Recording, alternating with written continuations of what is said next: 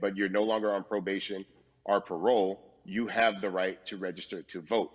Another thing that was just brought to my attention, there's an initiative called Orange, which is happening not just in Houston, but all over the country. If you're in jail currently during pretrial, but you have not been convicted, like you're still in jail waiting for your day in court, you are still eligible to vote. And you said something so key. They work so hard to hope that we stay uninformed, but more importantly, to suppress the Black vote. If you could do one thing with this message that we're trying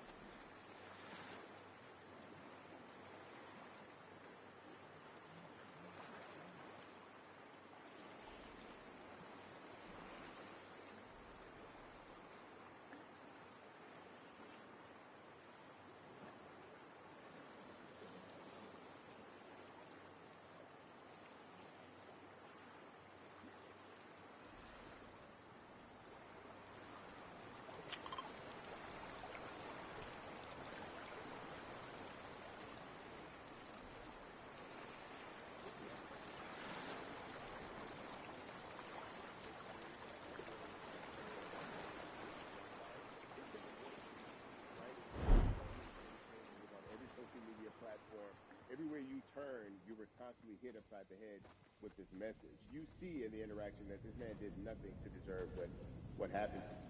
Right. That's so well said, because if you think about it, in the grand scheme of things, it wasn't worth it, and he didn't have to lose his life. I think that you touched on something that a lot of people talk about, and that is now defunding the police. That has been such a huge conversation, but there's so many misconceptions around defunding and dismantling.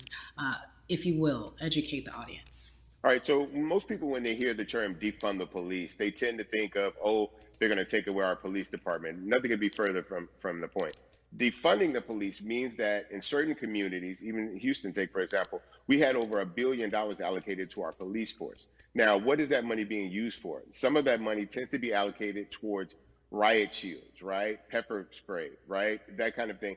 That's only used against the people that fund this budget, right? So why would the people want to supply the police with the means to oppress them? If the police are concerned about the situations in certain communities with a higher crime rate, well, higher crime rates tend to happen in communities where there's not employment opportunities, right? There's not a lot of social services, and people are going to do what they need to do to take care of themselves and their families. When the community has more opportunities for employment, more opportunities for upward mobility, then they tend to be less of a strain on the government. They tend to have a lower crime rate, and because of that, we'll have less need for the police in those communities. You are passionate about so many different things in terms of making sure that we are holding our leaders accountable. Talk to me about some of the other projects that you're working on. Well, right now, obviously, being a part of More Than a Vote is essential. We're dealing with primaries in this country right now.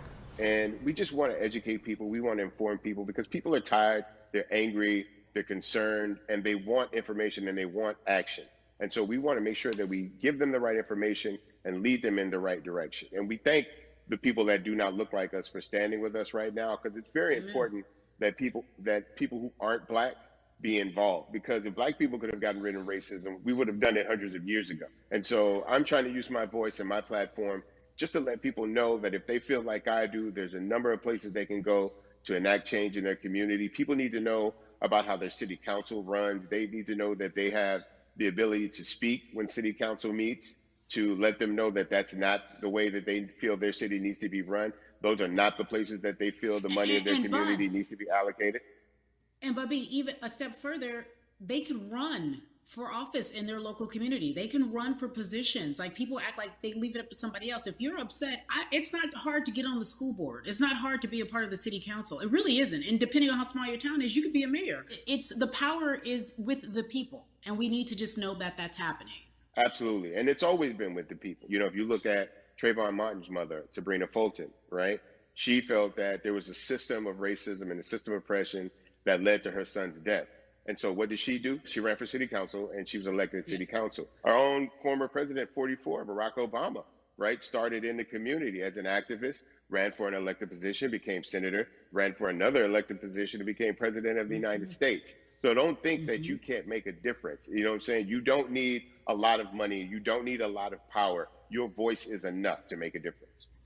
Amen. I feel like I need to go out and run for something. You gave me a rousing speech there, sir. I'd be remiss if I didn't ask you this.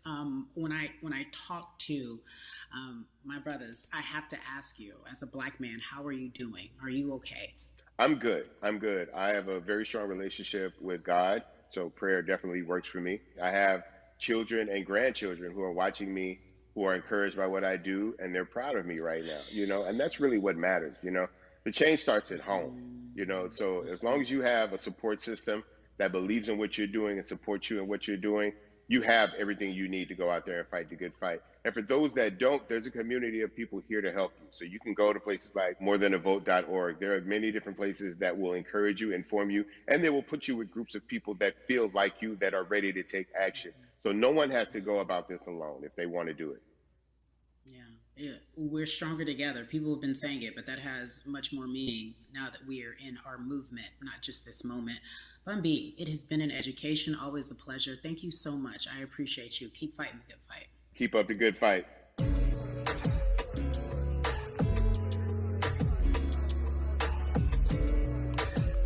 Yeah, la la. So our next guest, I have to admit, I'm a fan, but there are so many different people that we could talk to, and I thought it was so imperative that we speak with her. You know her as Molly on the huge, successful show Insecure, HBO's Insecure. She also has a comedy special highlighting her Nigerian roots, and she's an amazing podcaster. Let's welcome in Yvonne Orji, everyone. You have such a beautiful way of making things funny, giving us our medicine with some candy, right? The humor and the healing. You bring all of that to your space. And right now, as you look across this country and how everyone is so broken and so upset, if it's not social injustice, it's the pandemic, it's depression, it's unemployment, the list goes on and on. How are you doing, quite frankly? You know, I am.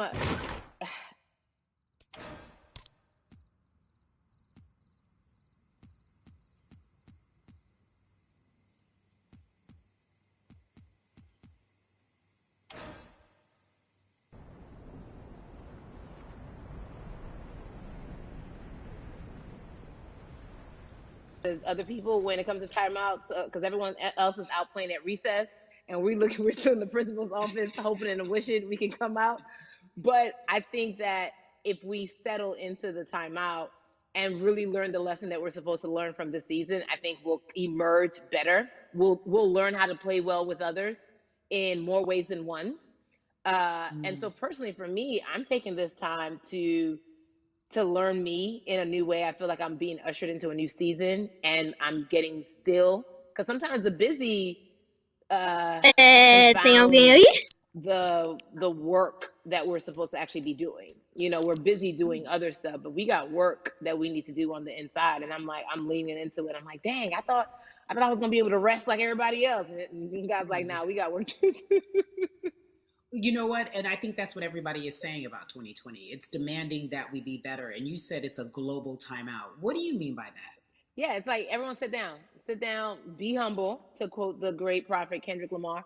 But like, no, seriously, sit down and let's reevaluate some things. Let us unearth and shake up the things that we have been trying to hide within ourselves, within our nation.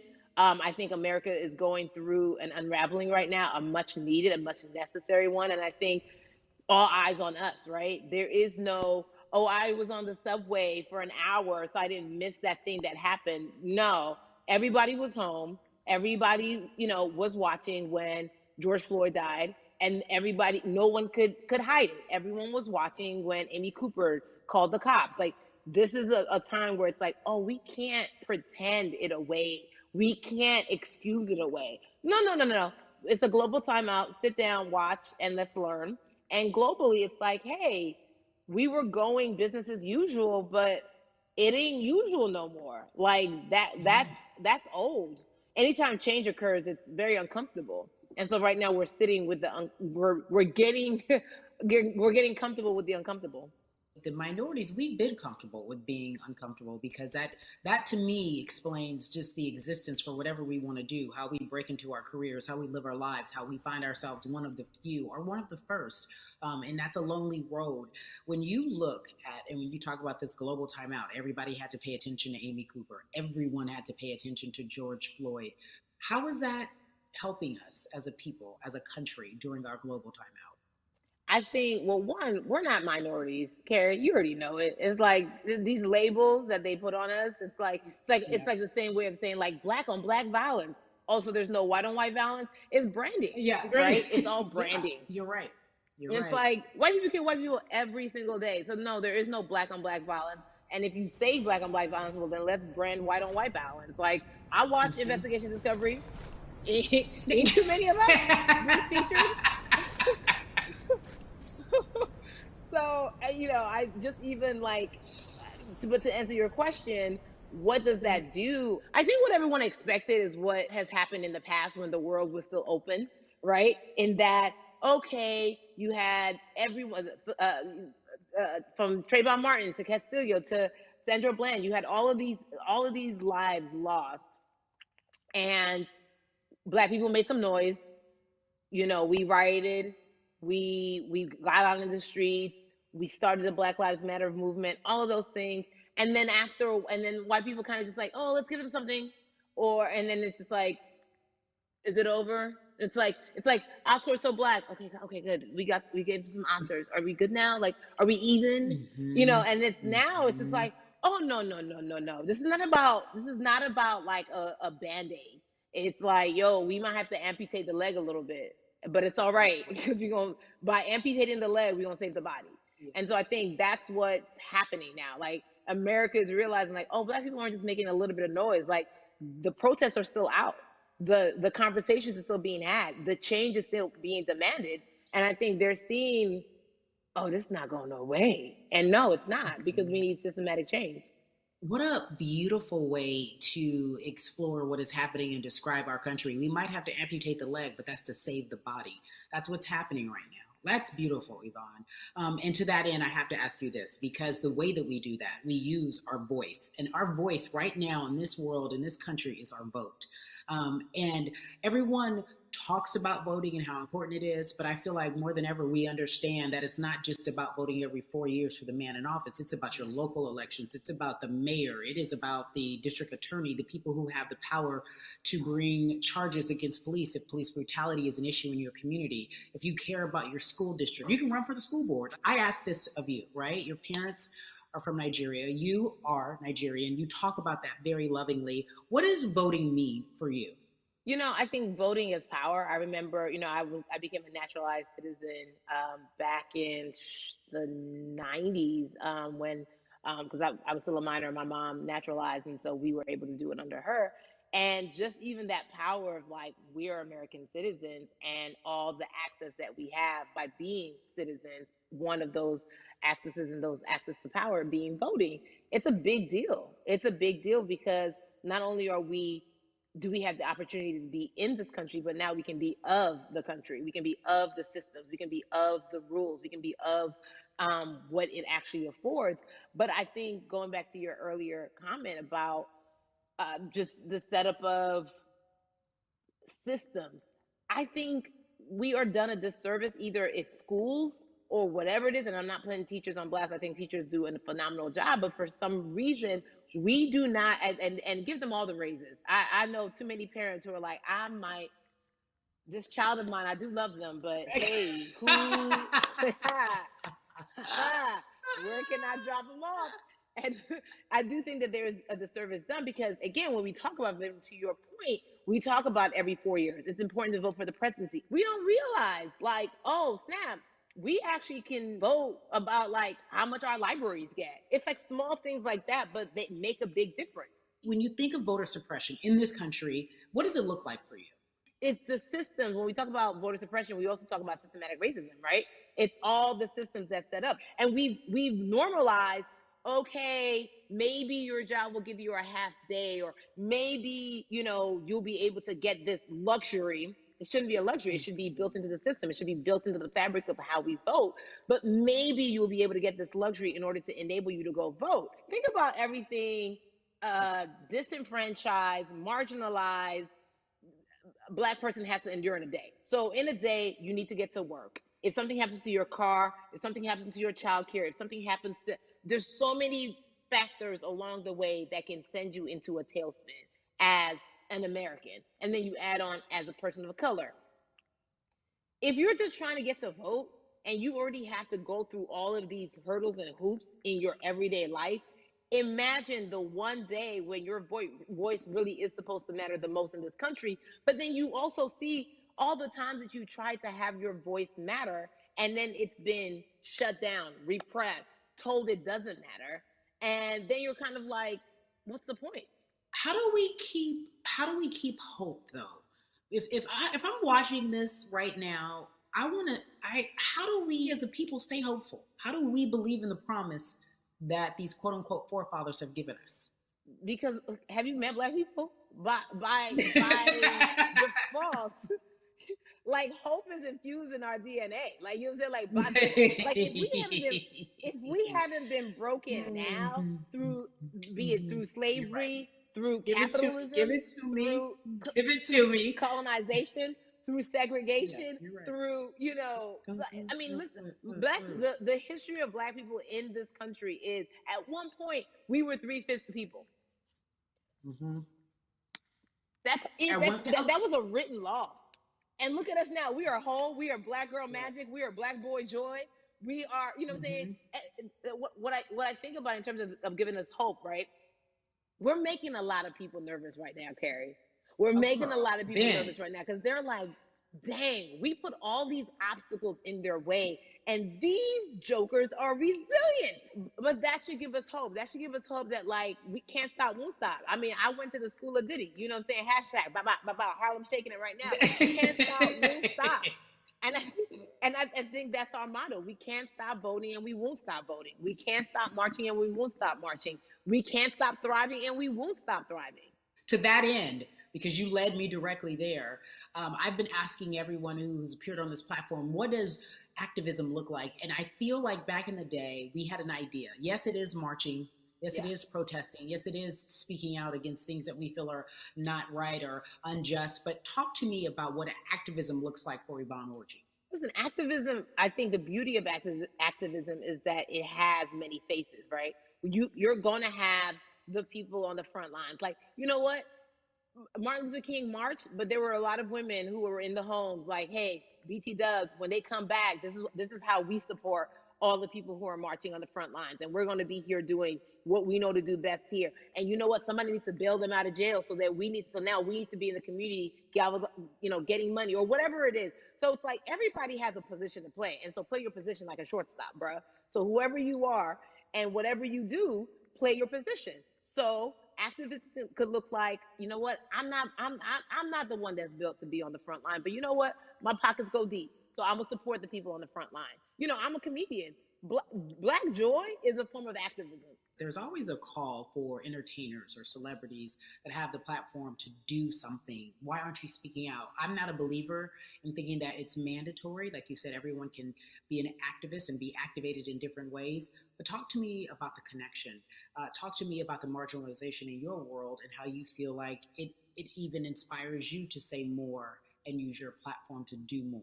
Beneath the surface of what we do, like Niecy Nash says, it's the who. Right? The who is the person who's going to be like, hey, let me call this out. Either blind racism in terms of overt racism, in terms of ways that we can be better, in terms of ways that we can actually be more uplifting to the community that you may not even realize that you're serving. Before I let you go, talk to me about the urgency, in your opinion, for people to vote, our people to get out and vote this coming election. Yeah, I mean, guys, if you think you're tired now, I'm telling you right now, we cannot take this sitting down. We can't take this jokingly. I understand that it may be hard to figure out who to vote for, but at the end of the day, we got to vote for our families. We got to vote for our legacies. We got to vote for continued progress. We have to vote for upward mobility. We have to vote for equality in a way that is long lasting. And if we succeeded before, we can do it again. You talk about the whole, this is the time. This is not the time to give up. This is not the time to pretend a way that we haven't made progress. We have. There's still much more to be done. And you know what? We might have to get to a point where we pass the baton to our children and our children's children, but we still have work to do now for that generation. Yvonne Orji, you are everything. You are Molly, but you are not Molly, but I love you so much as Molly on HBO's Insecure. You are an amazing podcaster, Jesus and Joloff. Shout out to Lovey. And then we also have movies. Like you, The World, you're a model, a cover model. Also, wait, don't let me forget your hugely successful stand-up comedy special on HBO. Girl, you doing it all. And I am so grateful. You're truly the dream, not just the American dream. You're the black girl, brown girl, do it all dream, the immigrant dream, everything. You're a beautiful, beautiful soul. I really, really mean that from the bottom of my heart. Yvonne Orji, ladies and gentlemen, nothing but the best and excellence personified. Thank you so much, my friend. I love you so much, Mama. Mwah.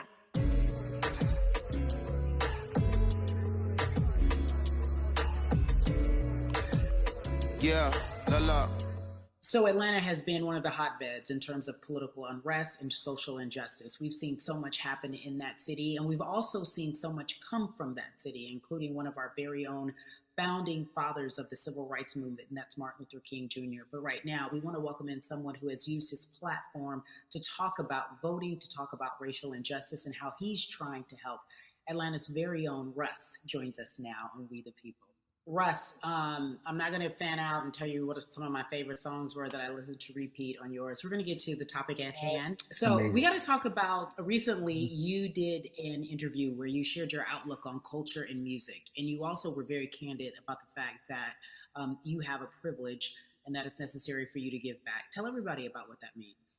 It's very obvious I'm white and I'm in Black culture and I'm benefiting financially off of it. So I feel like if you're a white person financially benefiting off of Black culture, you have to put finances back into Black culture. It's just that simple. The screenshots with your feelings, it just comes off like fake empathy because it comes off very dismissive and very oh, that sucks for y'all, but anyway, back to what I was doing. Have you felt that way always, or is it now because of the time of where we are in this country? I've always had the feeling. I think now it's just obviously elevated. It's a new level and there's new, it's to the point now where you can't, first of all, you can't not say anything. Second of all, though, I just think saying something isn't enough anymore. I think, if you have the ability to put money back into a culture that you're financially benefiting from, you have the ability to, you should. It's interesting that you talk about it in that way because some people do believe that silence is the best way to go because it's hard to talk race, especially if you're white and you're in the Black culture. People just feel as if they can't talk about it. They feel awkward. They feel as if they don't have the privilege or the voice or the words. How do you find yourself right now in terms of interacting with people when they want to talk to you about social injustice, police brutality, what's going on in this country right now? Well, first of all, picking and choosing whether you want to be silent or not about race, that's a privilege in and of itself. But no, I mean, I try to just do my best to listen to the Black people around me and the educated Black people I have in my life. So I do my best to not act like I have all the answers for everything, especially in a culture that I'm not from. But that's why when we decided to raise the money for Black Lives Matter organizations, when we raised $500,000, we got on the phone with some of the women who started Black Lives Matter. I got on the phone with Tamika Mallory. I was on the phone with Karen Civil and talking with my friends to make sure the money went to like the correct places, and people who really need it. It's just about listening. That's all. It's about listening. Let's talk about that for a moment, because the way I think of activism, for me, it looks very differently. It's not necessarily just protesting on the front lines. I think that's great. But what about being an activist in the way in which you have decided to be one? What inspired you? What did it look like? You said you raised money for Black Lives Matter. What did you do? Mm-hmm. Walk us through everything that you did and how you find yourself in this moment right now. So for me, it was 3 years ago, I had like a string of festivals, and I decided that I was going to wear T-shirts with a message on them, because I figured what better time to use a platform than in front of, a bunch of people. So one of the T-shirts I wore was, if you want to change the system, speak up, white silence is pro-racism, the whole thing. And it didn't really it kind of got swept under the rug back then. But when all this stuff started happening again, and it's been happening, the police brutality against innocent Black people, I was like, man, I'm not the biggest artist in the world, and I certainly don't have the most white fans in the world, but I got a good amount of people that I can definitely mobilize and turn into some money. And I know they're down for the cause because it's merch. It's a good thing. And I've always been outspoken anyway, And so how am I going to be in Black culture and not be outspoken about racism? And then I got to ask you this, because you grew up in Atlanta, so that gives you a heads up, depending for so many people, because you're in the crux of that beautiful Black city where there are so many wonderful Black leaders, home of so much great music and things that speak to our culture right now. And we are really, really getting our word out, especially with this platform today, and saying that we must use our voice to vote. Talk to me about what the importance of voting for you in this upcoming election. Yeah, so I, full transparency, I had never voted before, ever.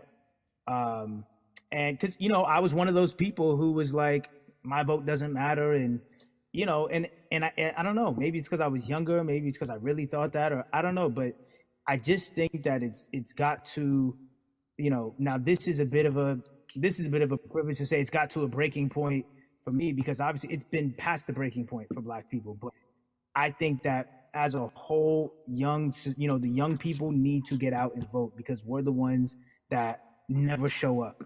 You know what I mean? We never show up to vote, but we're the future. So it's like, look, we got to go out there and vote, and then whatever happens, but at least we did our part. You got to do your part. You're very candid in saying that you just decided to vote. And I think there's a beautiful irony in the fact that you have your fans saying, because of you, I'm voting. Right. And there's something beautiful about that. But I want to know why now for you. Why in this moment is it important for you to vote? And what hit your spirit to say, yes, this is the time to do it? Honestly, because I think that George Floyd really woke up a lot of people who, including myself, who I was vocal and outspoken about racism. I put it in my lyrics. I put it on T-shirts. I would talk about it in interviews. I was vocal about it. But that video in that moment, I think me, along with a lot of other people, just kind of was like, all right, words are simply not enough anymore. We got to do something, whether it's raising money, whether it's voting, or all the above. We got to do something, and I'm ashamed that it took that for me to be like, I need to raise money and I need to vote. It's a shame. And I don't know, I guess it snapped a bunch of people out of it, and even if you were vocal and whatnot, it's time to actually put your money where your mouth is. It's time to go vote. It's time to just stop talking about it and be about it, and it's been time for that. But like I said, I'm ashamed that it took me this long to actually really, really be about it. But I'm here now. So Russ, we all know that this is going to be your first time voting. Tell me what that experience is going to be like for you in terms of what you're excited about. I think what it's going to do for me. It's going to let me know that I'm contributing to something bigger than myself, and I'm actually putting my money where my mouth is, and I'm being about it. Because for so long, and I know I'm not alone with this, but standing on the outside and just screaming about this and that and this should change and it's like, all right, but did you vote? And so I know it's going to feel good to know that I played a small role, and that's the problem. I think the mentality of like, my vote doesn't matter needs to be changed to, my vote, albeit small, does matter. It's a role I'm playing. And if I play my part and you play your part and he and she plays their part, then we make a difference. But it'll feel. I have a feeling it's gonna feel very, very bigger than me. I think when you realize that giving actually feels better than receiving, that's when you start wanting to do your part and contribute. So, voting is an easy way to give. Yeah. To whom much is given, much is required, and you have been given a huge platform, and we are so grateful for you, Russ. Philanthropist, artist, community activist, first-time voter. We appreciate you for doing this, okay? Thank you. I appreciate y'all.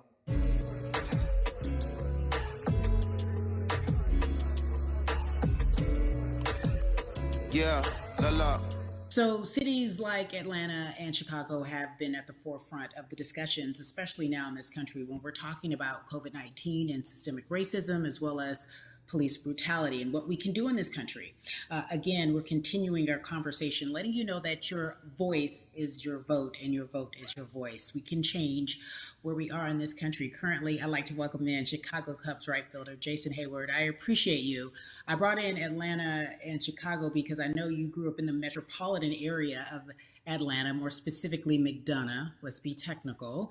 And you have been very vocal throughout this entire time in terms of what our country's been experiencing. Let's look at the past month and a half, if you will.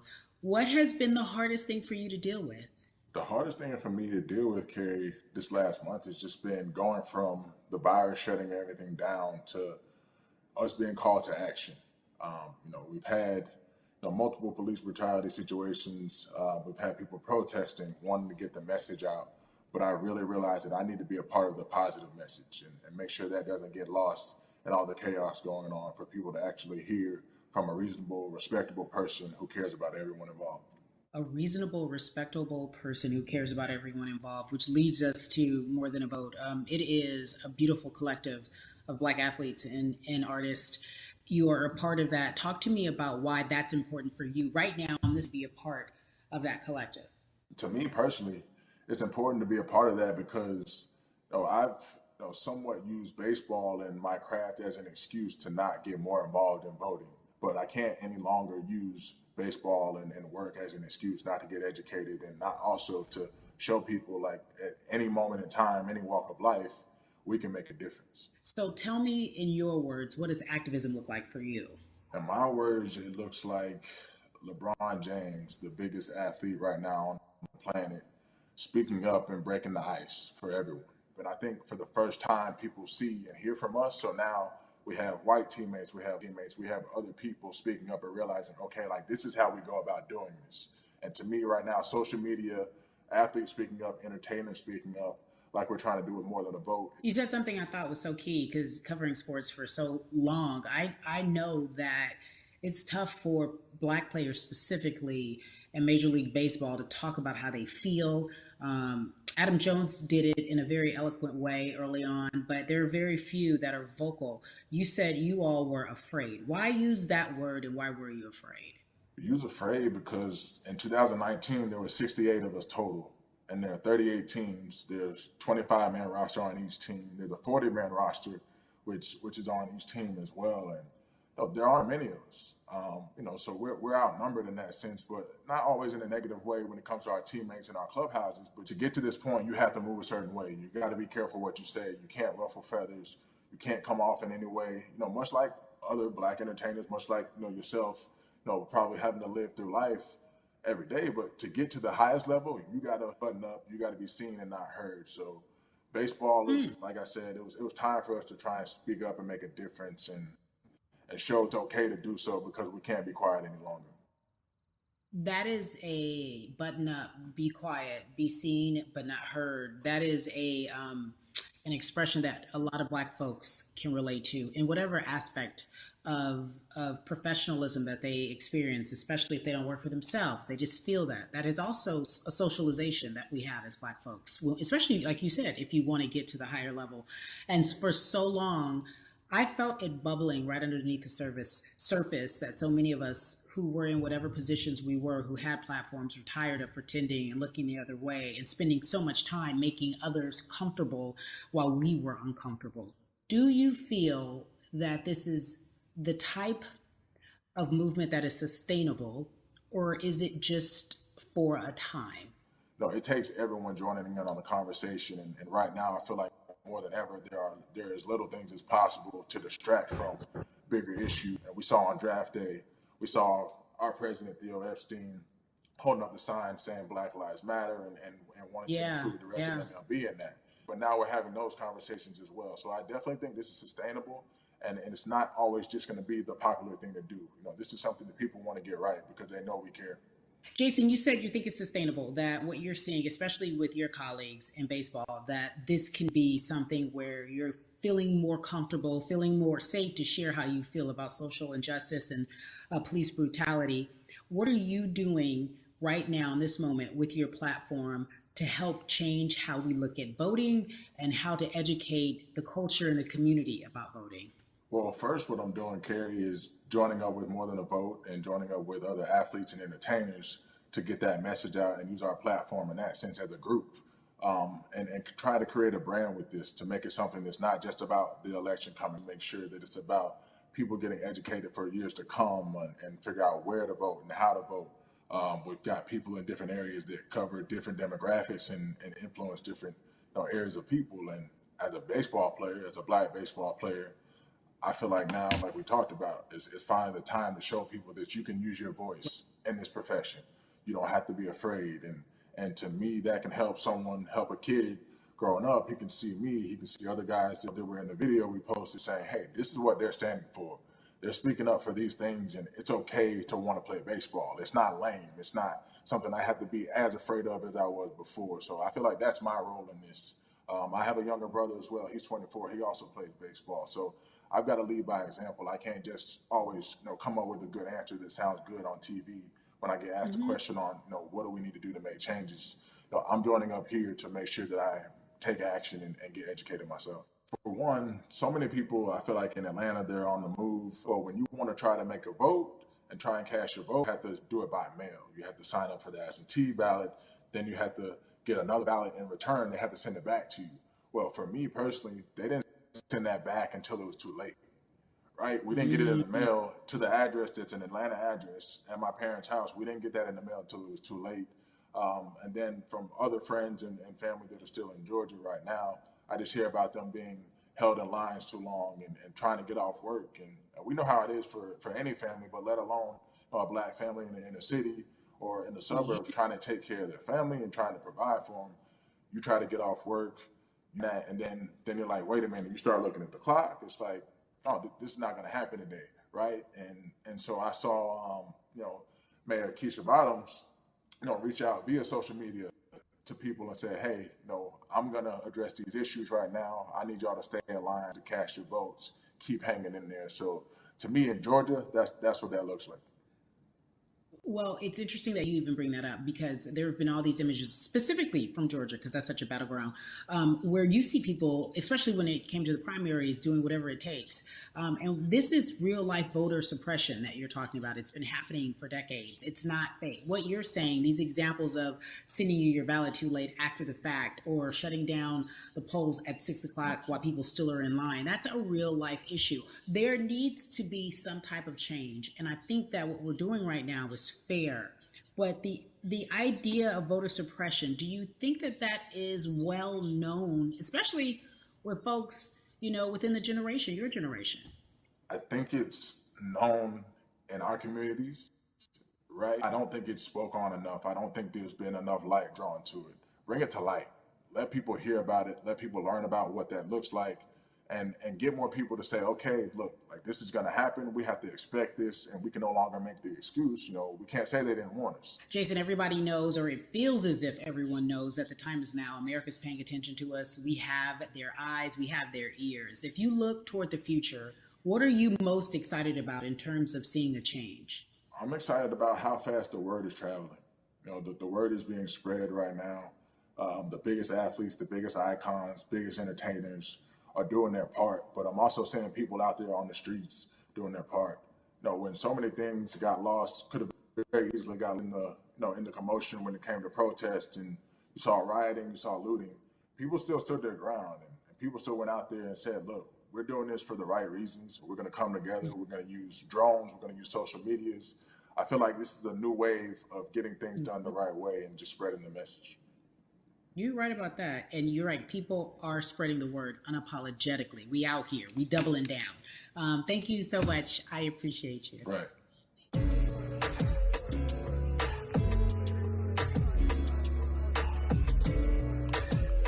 Yeah, la la. Hey, everybody. I am so excited to welcome a friend, a brother, family member, if you will, former colleague, NBA great, sports analyst, philanthropist. He does it all, and he's here to give us his time and his platform to talk about something that is so important, that is voting. Everybody, welcome Jalen Rose to We the People. Talk to me about how important it is for the people who know you and love you and look up to you. Why is it so important that you use your platform to talk about voting? Initially, we have to get past the stigma of the mental systemic racism that comes with the presidential race, governors, mayors, senators, judges. We've been conditioned to believe that our vote does not matter. So usually when we looked up at all of those races and people that were running, not only did they not look like us, we didn't believe they were there to represent our best interests. So therefore, as a collective, we didn't mobilize until Barack Obama, and we felt a sense of hope that finally our country is going to do something that we felt would never happen in our lifetime. And I remember being at the inauguration in 2008. I made sure I was there. And we voted. In 2016, we didn't vote, Carrie. We didn't vote. And so many people try to make this political. This is not political. Me telling somebody to vote is like telling somebody to pay taxes. So that's one, getting over the stigma of nobody is going to represent our best interest. And then number two, the reality is that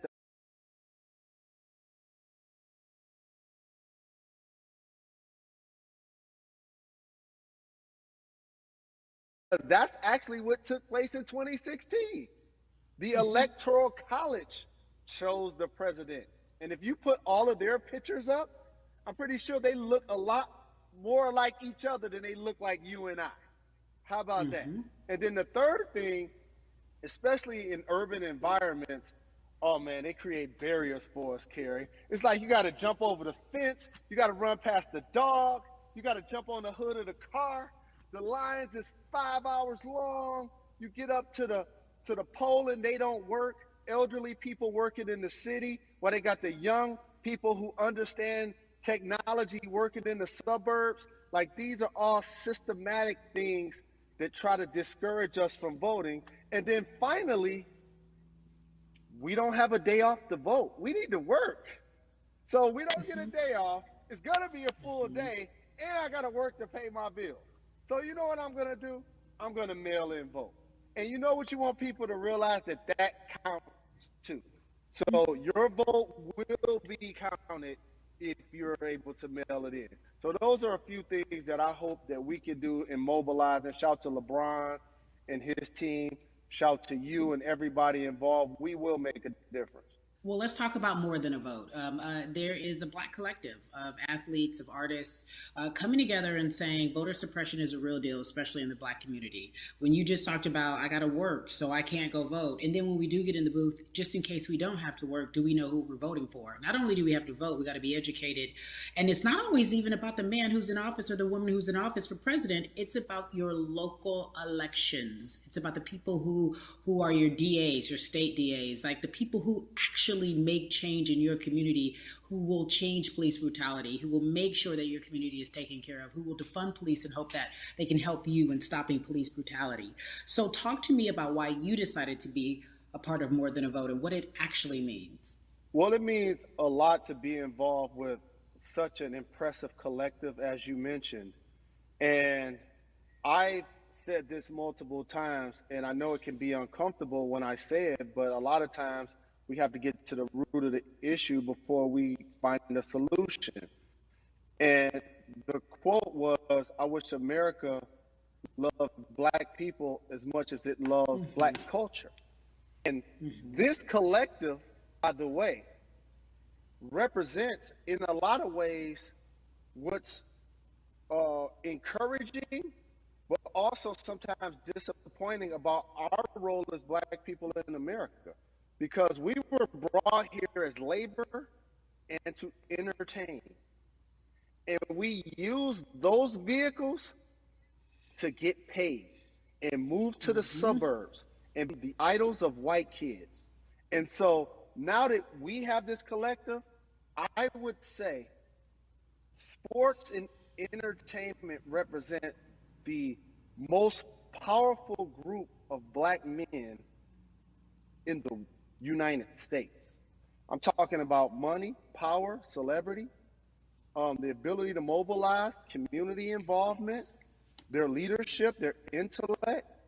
And so to have all of us pull it in the same direction at the same time for anything that we're passionate about is going to be a difference maker, but it's definitely going to be a difference maker in the 2020 vote, because we're going to make sure we inform everybody that they can let their voice be heard, and failure is not an option. Jalen, what does voter suppression look like to you? A perfect example took place recently, Carrie, in Kentucky. It was 6 p.m. at night, and so many people were standing in line enthusiastic to vote. And you know what they did? Locked the doors. And you know what the people did? They continued to bang on the doors, continued to bang on the windows. They continued to let it be known they were not going to leave the premises until they got a chance to vote. And you know what ended up happening? They opened those doors and allowed those people to vote. So do not be discouraged. These barriers show you that it matters, and we're here to help you break through them. The same thing with our platforms and voices, Carrie, because you know what's going to happen. At some point, Breonna Taylor is not going to be trending anymore. People are not going to be protesting anymore. But it's still up to us to keep making sure that our voices get heard, and this is one way to do so. Right, and that is a form of being activated, being an activist. It doesn't have to be protesting. It doesn't have to look like what you think traditionally activism looks like. It's voting. It's that simple. We now have to understand, like, this is a critical mass moment for this movement to continue to hold up as much steam for as long as possible.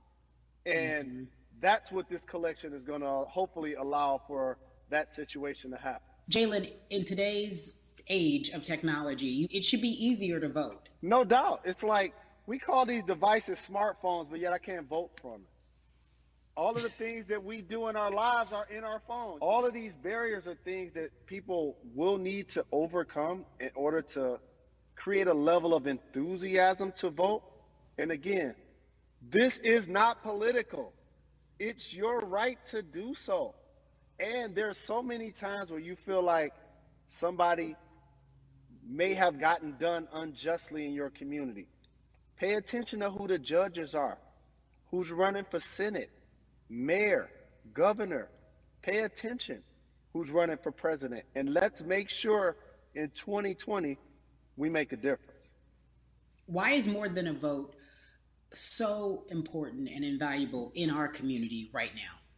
Well, because right now, I think we have an opportunity to let our voices be heard louder than ever.